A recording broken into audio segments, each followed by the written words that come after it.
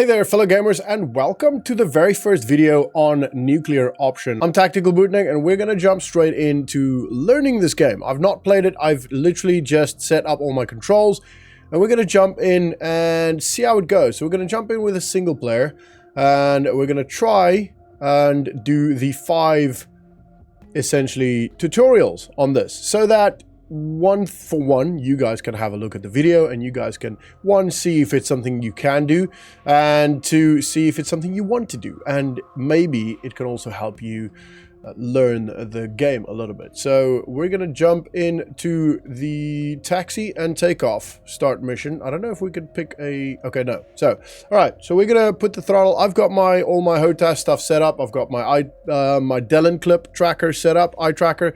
So if you want to get a Delin clip for a discounted price, they are genuinely, I think it's the best thing out there. So easy to set up, literally plug and play on most games, actually pretty much on every game I've played.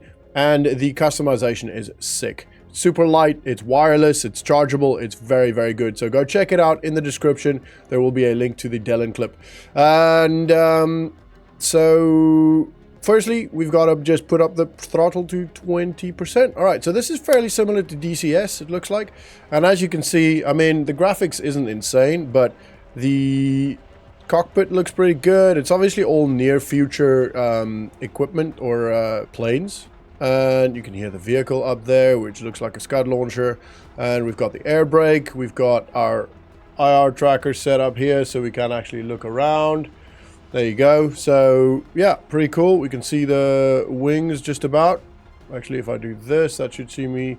And we've got some missiles on there.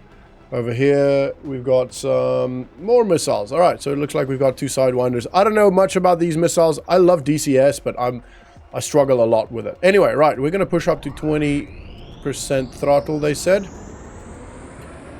All right, and we are off. Just going to keep it nice and slow because I always mess this up. So I have to push the right pedal to move the right, which is very confusing for me. Oh, there we go. And tap the wheel brake to keep your plane from exceeding 50 kilometers an hour. We're approaching a turn which will require you to stay slow. Okay, cool. So speed's over there, literally where I'm looking there. So we're at 37 miles an hour currently. And I'm just going to keep it at this 30 or this 7%. We can tap the brakes a little bit here. There we go. This one also works. I've got it on my joystick and on my throttle. So it means I can very easily do that. I'm probably not going to use the brakes on my throttle, sorry, my joystick. I've got it on my stick and I've got it on my pedals. As we approach the runway threshold, we'll make another left turn. Okay, sweet. Yeah, that's easy. We're nice and slow, so this should be easy. So I need to push my left foot forward on this, which, whoop, see where I mean? It's I need to change the curve on that a little bit, maybe, or the sensitivity. That's just actually pretty smooth, to be fair. Pretty happy with that. And we're going to be going to the runway. Oh, and I feel like I need to slow down just a tad here. Just to make sure we're good. Alright, and I'm going to push left pedal again. That'll get us to the front. Sweet. This is fairly easy. To be fair, this is a lot more simple than DCS. With DCS, you have to, you know, start the jet up and all of these things, which I actually really enjoy, that part of it. Oh, it's got air brakes, so that's sweet. Alright, throttle to 100%. Well, there you go, throttle to 100%. And at 180 kilometers an hour, we're gonna lift it up. Oh, actually, we're just going on our own here. I didn't even look at the speed. I was trying to stay kind of center of the airfield there. So that is us having completed the training, I think. Yeah, there you go. Sweet. That's fairly straightforward. And we're going to jump into the next bit, which will be landing. This is always the hardest part of flying. All right. So the airstrip you'll be landing is directly in front of you. Start by reducing your throttle to 0. This will deploy the air brake. Try to bring your speed down to at most 375 before your next waypoint. Okay. Interesting. So my throttle's all the way back. Our airspeed's currently 600 and, well, 500. It's going down. I don't know if I'll be able to get it that low. So I'm just going to kind of fly. Yeah, actually, this is fairly easy. It actually slows down quite a lot. So I'm going to keep the throttle up there, hold it at about 350. And I think this is about the speed where I can actually deploy my gear. Lower your landing gear. If I'm just going off of what DCS teaches us, you know. So lower your flaps. Oh, because it automatically lowers your flaps. That's sweet. That is, you will notice a change in handling. Okay, sweet. I like that. All right, yeah, I can feel my plane flaring up almost. And lowering your gear is also activated. The landing HUD, which highlights the two features, the glide scope indicator and the angle of attack AOA indicator. The line coming out of the runway with a small circle at the end is your glide slope indicator. As you glide, steer so that your velocity vector envelops the small circle at the end of... Ooh, that's confusing. On the left side of the HUD is your angle of attack. I understand the angle of attack. Green is too slow, yellow is on speed, and red is too fast. While steering, adjust the throttle to keep the AOA indicator. Okay, so that's pretty much... Okay, so we're going too slow. No, we're actually going too fast, I think.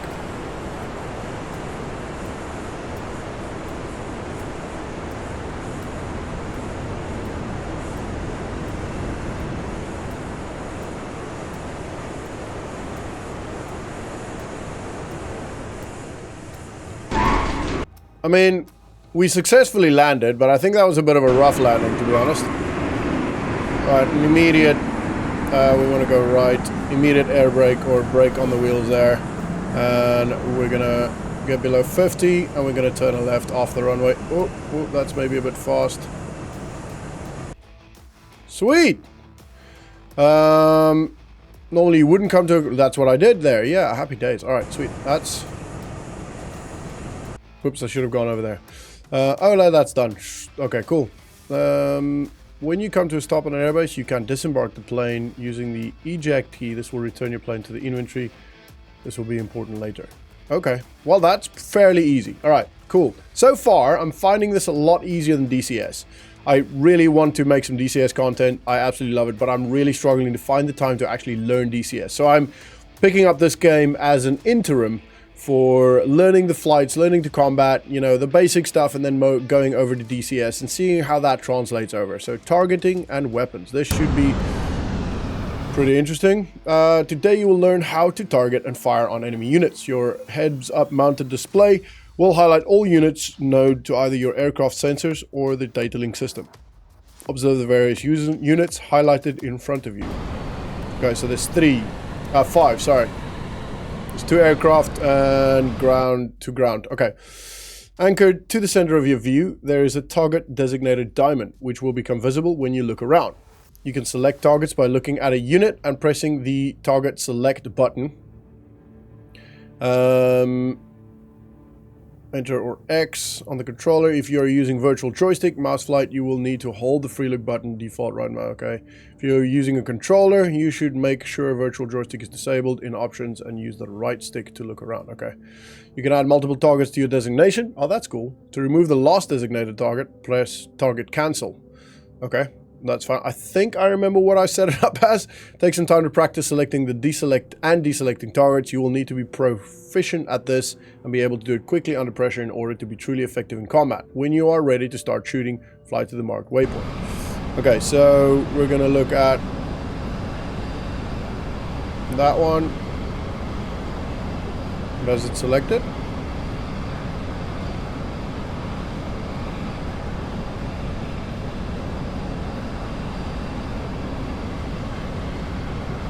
No. Okay, that's that. Select. Jeez. Maybe a bit too sensitive? I might have to change that quickly. Okay, let's fly back, see if we can get some eyes on those guys and see if I can get the triangle working. Might be that. No, that's zoom. Okay, there's some more targets over there.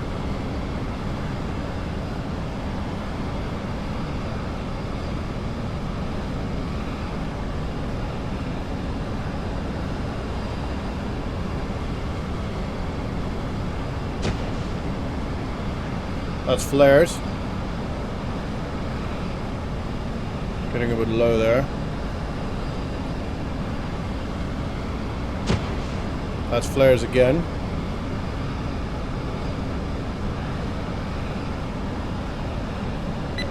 Ah, got it. Alright, sweet. I figured it out.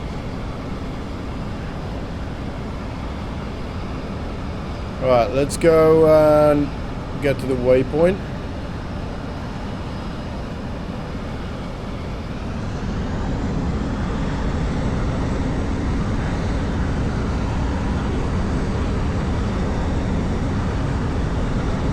Alright, so it's a bit sensitive looking around. That's okay. So I've got a target behind me, that's fine.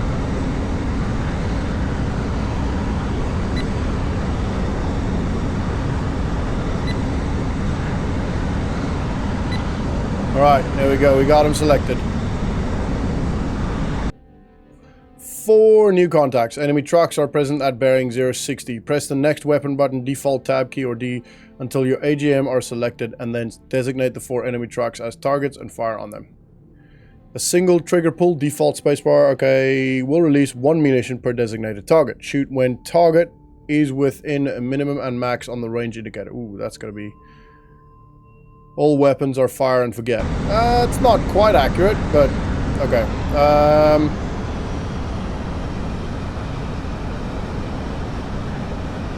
So if I do this, that cancels them.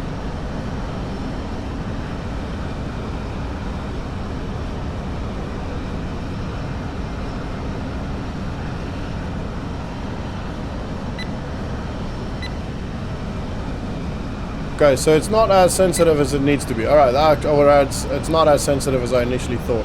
Alright, so we want the AGM. Which one did they say? I should have probably paid attention. And then what's the minimum and most and maximum effective range here? Destroy trucks.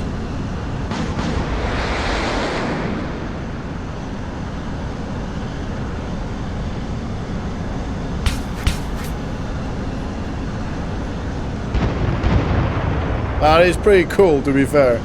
Alright, that is all on my AGM, so actually I've got these 2. Alright, I need to get a bit more comfortable with flying. I get motion sickness, so doing stuff like this is not normally very good for me. And my situational awareness is sometimes lacking because of that.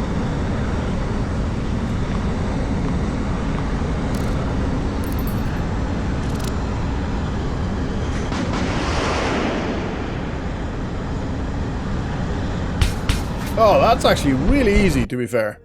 Good job, the trucks are destroyed. Process of targeting and firing on aerial targets the same, however you should make sure you have the right weapon selected. Different weapons have different intended targets. If targets are overlapping, target selection will be biased towards suitable targets for the current selected weaponry. So from a combat perspective, nuclear option is a lot easier than DCS. Switch weapons to your MMR S3s and find and destroy the plane approaching from bearing 180. Bearing 180. There. Flying very low here.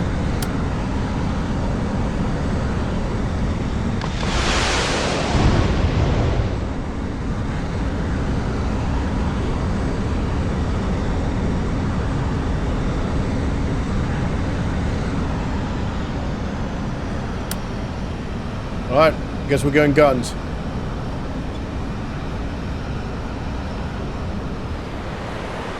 Gonna fly underneath me.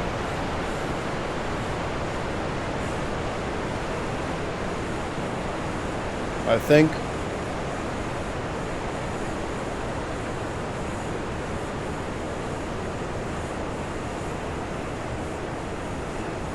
Yep, here we go. We're behind him now. That camera is very handy.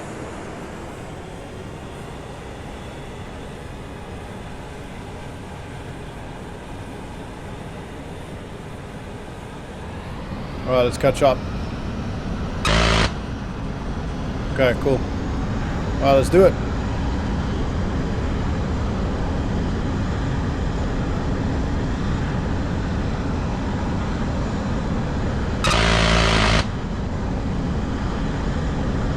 Oh, you can actually see the rounds go past them. Look. I'll fire. Look at that. Wait. Pretty cool. Alright, let's catch up to this thing.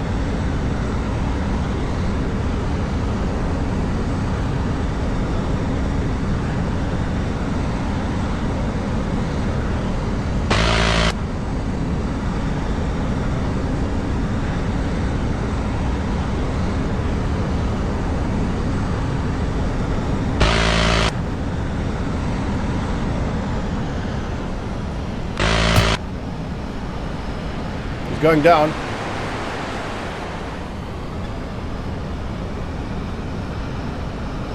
Or at least I think so, hopefully.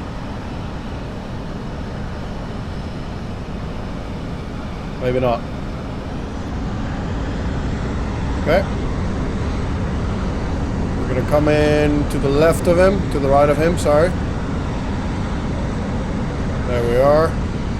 Yeah, combat in this game is significantly easier.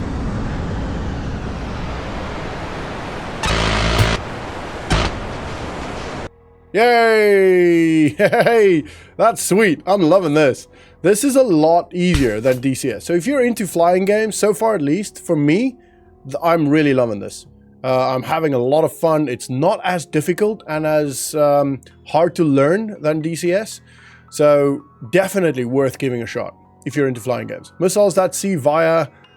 Let's see, missiles that see via... Oh, via the infrared spectral brand are common battlefield threat. The signature of your aircraft provided them by the heat that operating... Okay. You can defeat our missiles by using flares, intense heat signatures that can either distract or dazzle the seeker head. Every aircraft in the arsenal has flares. So flares are up there.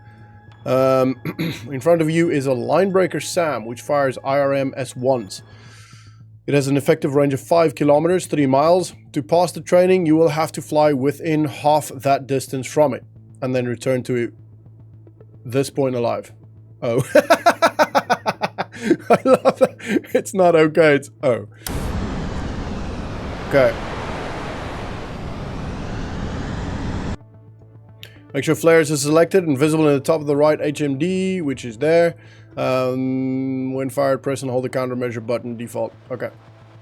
Flare effectiveness is done by your aspect to the missile as well as your engine output. Lower your throttle and turn the plane side on to the threat to get the most out of your flares. Try not to get fired on from behind.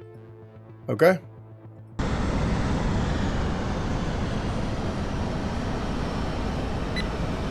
Okay, so now we can see the distance, so I have to fly within 2.5.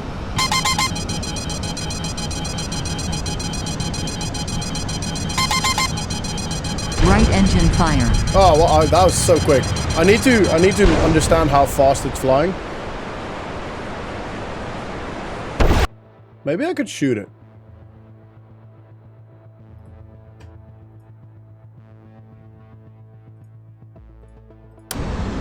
Alright, I'm gonna try and shoot it this time.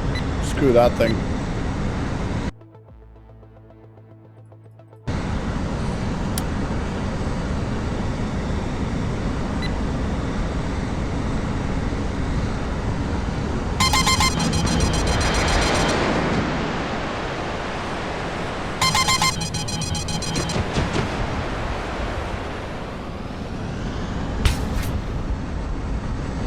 Done.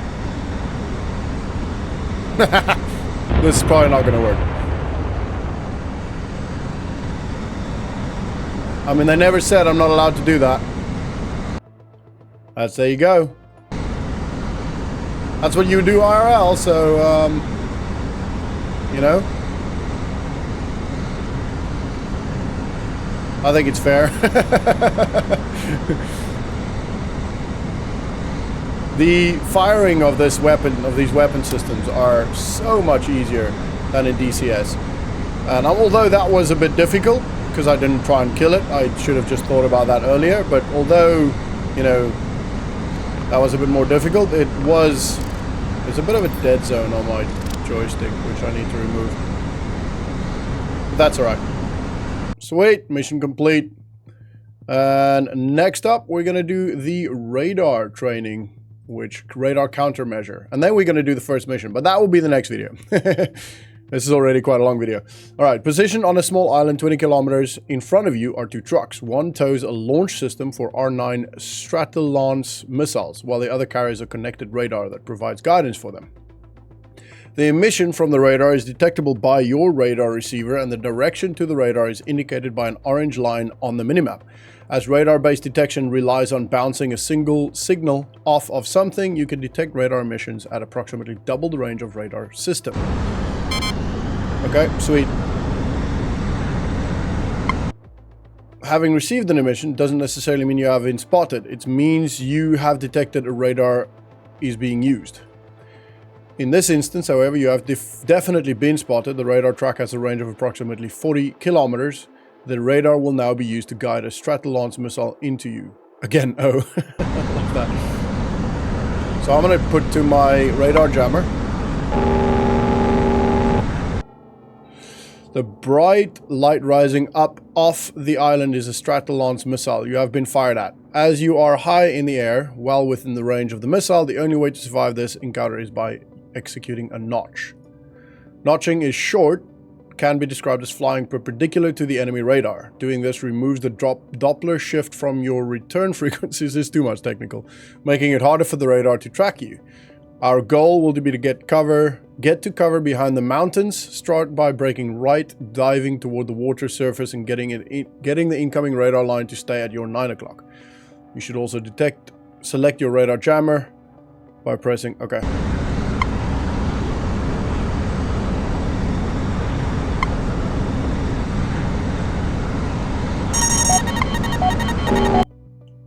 Now the missile is close enough to be picked up and analyzed by your sensors. A notch guide is provided on the minimap. Okay, yes, seen there. And the lower left, the yellow detailed inline indicates the ideal heading to maintain in order to perform a notch. Now, notching alone is rarely enough to defeat the missile, especially in less stealthy aircraft, while in the notch envelope, however, is the ideal time to use the jammer. The lack of Doppler shifted returns combined with jammer noise should mask you from the radar. The tracking must be broken for at least 3 seconds for the missile to not reacquire. Note that even when the missile loses track, it will still head for the last calculated interception point. You must take care to evade whilst not exiting the notch. Okay? Jeez, okay. Proportional to remaining capacitor charge, it is best to use 2 to 3 seconds bursts per missile. Use the jammer default. Okay. Left engine fire. Right engine fire. Okay, we go again. Radar picked us up.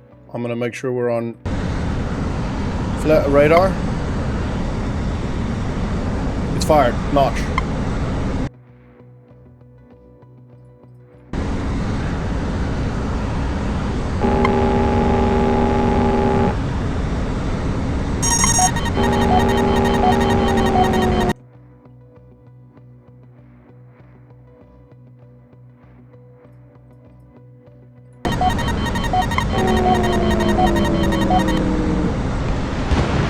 Woo! I survived it!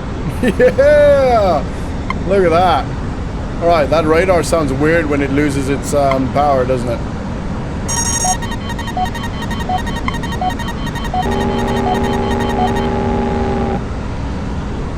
And that was pretty quick there to lose it. Alright, sweet!